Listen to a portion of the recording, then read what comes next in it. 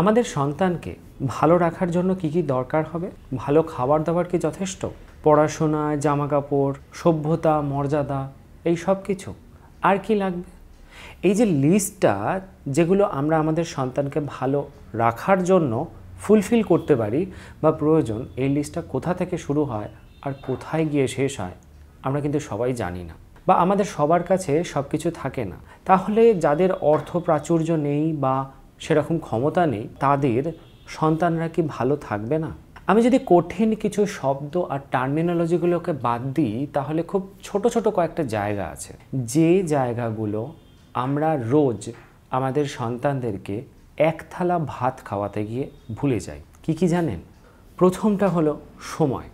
শুনতে একটু অন্যরকম লাগলেও আপনার সন্তান আপনার কাছ থেকে আপনার সময় আশা করে, এক্সপেক্ট করে, যেটা ওর ন্যূনতম বা বেসিক একটা ক্রাইটেরিয়া এবং যেটা ওর অধিকার। আপনি আপনার কতটা কোয়ালিটি টাইম বা ভালো সময় ওকে দিতে পারছেন, সেটার উপরে নির্ভর করবে ওর বড় হওয়াটা এবং ওর মানসিক বিকাশ। 2 নম্বর হলো বন্ধু। দেখবেন আপনার সন্তান যদি ওর সমবয়স্ক কোনো বন্ধু পায় বা একই এজ গ্রুপের কোনো বন্ধুকে পায়, তাহলে ওর মেজাজটাই বদলে যায়। যদিও সবার পক্ষে সবসময় বন্ধুদের বাড়িতে অ্যাভেলেবেল পাওয়াটা সম্ভব হয় না, কিন্তু আপনি পারেন ওর বন্ধুর মতন বা বন্ধুর মতন হয়ে ব্যবহার করতে বা ওর সঙ্গে মিশতে। বন্ধুর মতন অন্ততপক্ষে হওয়াটা খুব দরকার। যদি আপনার দ্বারা সম্ভব না হয়, তাহলে বাড়িতে অন্ততপক্ষে কেউ একজন ওর বন্ধুস্থানীয় হয়ে মেশাটা খুব দরকার। এক্ষেত্রে বা এই ব্যাপারে দেখতে গেলে পোষ্য বা পেটস কিন্তু খুব ভালো একটা অপশান। বাচ্চারা পোষ্য বা পেটস পেলে কিন্তু খুব আনন্দিত হয়। যদিও সবার ক্ষেত্রে সাধ্য, সামর্থ্য বা সময়ের অভাবে বা অন্য কোনো কারণে সেটা সবার দ্বারা সম্ভব হয় না, কিন্তু প্রত্যেকটা বাচ্চা একটা বন্ধুস্থানীয় কাউকে এক্সপেক্ট করে, আশা করে। সেদিক থেকে আবার গ্র্যান্ড প্যারেন্টস বা দাদু দিদা, দাদু ঠাকুমা, ঠাকুরদা ঠাকুমা, এনারা কিন্তু একটা বিশেষ ভূমিকা পালন করতে পারেন, যদিও বর্তমানে নানান কারণে সেটাও সম্ভব হচ্ছে না। পয়েন্ট নাম্বার 3 হলো নাচ গান। দেখুন, আমি বলছি না প্রত্যেকটা বাচ্চাকে ছোটোবেলা থেকে নাচ গান শিখতে হবে বা করতে হবে, কিন্তু একটা ভালো কোনো গান চালিয়ে দুজনে মিলে একটু গলা ছেড়ে দেখুন, বা কোনো একটা ভালো গান চালিয়ে একটু দুজনে কয়েকটা স্টেপ নেচেই দেখুন, দেখবেন ওদের বেশ ভালো লাগবে। এই রকম অ্যাক্টিভিটি কিন্তু ওদেরকে অনেক রিফ্রেশ করে এবং অ্যাক্টিভ রাখতে সাহায্য করে। একটা কথা জানবেন, বাচ্চারা যখন কথা বলতে পারে না, তখনও ভালো মানের সঙ্গীতের একটা বিশেষ ভূমিকা থাকে ওদের জন্য। 4 নম্বর ব্যাপার হলো নতুন নতুন জায়গায় নিয়ে যান। উইকেন্ডে বা সপ্তাহান্তে বা 1-2 সপ্তাহ বাদে বাদে বাড়ির কাছে পিঠে অদূরে নতুন নতুন যে সমস্ত জায়গা আছে সেখানে নিয়ে যান। যদি সেরকম না থাকে, তাহলে আত্মীয় স্বজনের বাড়িতে নিয়ে যান।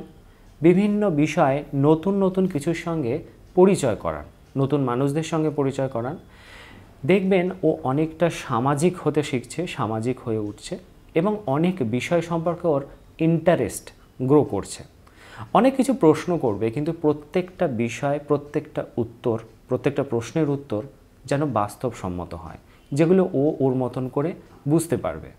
হ্যাঁ, তবে অলীক কিছু উত্তর দেবেন না বা অবাস্তব কিছু উত্তর দেবেন না, যেটা পরে গিয়ে ওর পক্ষে ইন্টারপ্রেট করা বা সেটাকে বাস্তবিকভাবে ওর পক্ষে যুক্তিযুক্তভাবে গ্রহণ করাটা সমস্যা হয়ে যাবে। দেখুন, প্রত্যেকটা বাচ্চাই মিষ্টি, চকলেট, আইসক্রিম এগুলো ভালোবাসে। হ্যাঁ, এইগুলো থেকে দাঁতে ক্যাভিটি বা এগুলোতে যে অ্যাডেড সুগারগুলো থাকে, সেগুলো থেকে ওদের শরীরে খারাপ হতে পারে বা ওদের শরীরে ক্ষতি হতে পারে। তবে এই যে জিনিসগুলো, এই জিনিসগুলো থেকেও বাচ্চাদের ওপর একটা ফিল গুড এফেক্ট তৈরি হয়, যেগুলো ওদেরকে ভালো রাখতে হেল্প করে। তবে হ্যাঁ, এটার ক্ষেত্রে একটা ট্রিক ফলো করতে পারেন। সপ্তাহে বা 2 সপ্তাহ বাদে নির্দিষ্ট একটা দিন স্থির করে দিতে পারেন। ও জানবে এর আগে আমি এই জিনিসগুলো বা এই জিনিসটা, চকলেট, মিষ্টি বা আইসক্রিম, এগুলো আমি পাবো না। এতে আরেকটা ব্যাপার হবে, ও কিন্তু সেলফ কন্ট্রোল শিখবে। অর্থাৎ এই যে বাচ্চাদের মধ্যে জেদ, কোনো কিছু জিনিস দেখে অযথা বায়না করা, এই জিনিসটা আস্তে আস্তে কমে আসবে। ও জানবে আমাকে ওই দিন অবধি অপেক্ষা করতে হবে, তবে আমি আইসক্রিম বা চকলেট পাবো। তবে আপনার সাধ্য অনুযায়ী পুষ্টিটা ভরপুর দেওয়ার চেষ্টা করবেন। শাক সবজি, অন্ততপক্ষে সপ্তাহে 2 দিন বা 3 দিন প্রোটিন মানে মাছ, মাংস, ডিম দেওয়ার চেষ্টা করুন।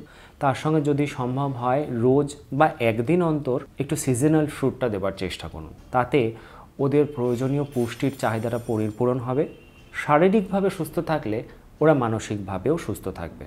তবে আমাদের একটা এক্সপেকটেশন থাকে যে আমি থালা ভর্তি করে ওকে খাবার দেব, ও পুরোটাই শেষ করে দেবে। দেখুন, এই এক্সপেকটেশনটা আমরা করি বটে, কিন্তু আমরা ওদের শারীরিক অবস্থাটা বুঝে উঠতে পারি না।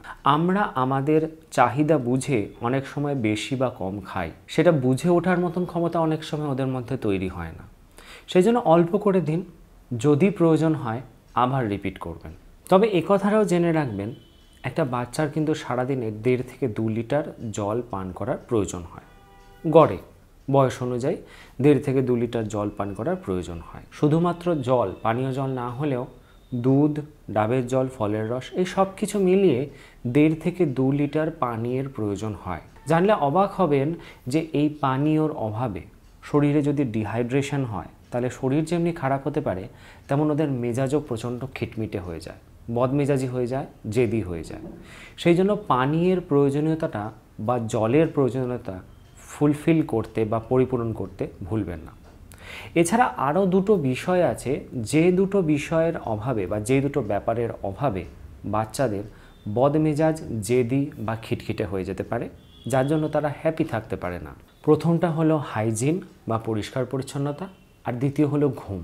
হাইজিন মানে আমি বলতে চাইছি যে খাবার আগে এবং পরে সঠিকভাবে হাত ধোয়া, সঠিকভাবে শৌচালয় ব্যবহার করা, সঠিকভাবে স্নান করা, সঠিকভাবে নিজেকে পরিষ্কার রাখা, সঠিকভাবে জামাকাপড় পরা, ভিজে জামাকাপড় না পরে থাকা, বেডশিট চেঞ্জ করে দেওয়া বা বেডশিট পরিবর্তন বা সেটার ক্লিনিং, এই সমস্ত ব্যাপারগুলো যদি আমরা একটু খেয়াল করতে পারি, তাহলে আমরা কিন্তু বাচ্চাদের অযথা কিছু অসুস্থতা থেকে বাঁচাতে পারি। এই অসুস্থতাগুলো যেমনি বাচ্চাদের শারীরিক এবং মানসিকভাবে বিপর্যস্ত করে, তেমন অনেক সময় এই অসুস্থতাগুলো সারাতে গিয়েও আমাদের এমন কিছু পথ্য বা ওষুধের প্রয়োগ করতে হয়, যেগুলোর সাইড এফেক্টস বা পার্শ্ব প্রতিক্রিয়াতেও ওদের খিটখিটে মেজাজ বা ইরিটেটিং একটা মানসিকতা তৈরি হয়ে যায়।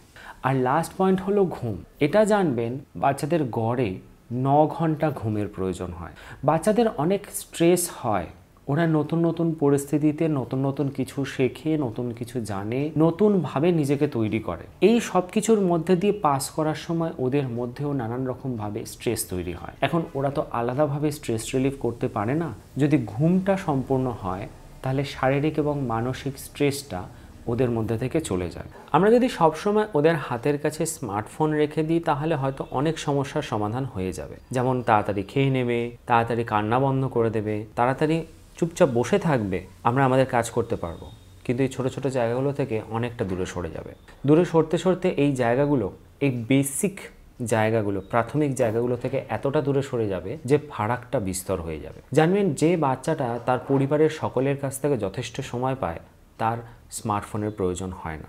আর সব সময় এই সুস্থ থাকা, ভালো থাকা, আমরা আমাদের সন্তানের মধ্যে এই ভালো থাকা খোঁজার জন্য সবসময় প্রচুর অর্থ ব্যয়ের প্রয়োজন হয় না। খুব ছোট ছোট জায়গায় থাকে, আমাদেরকে বুঝে নিতে হয়।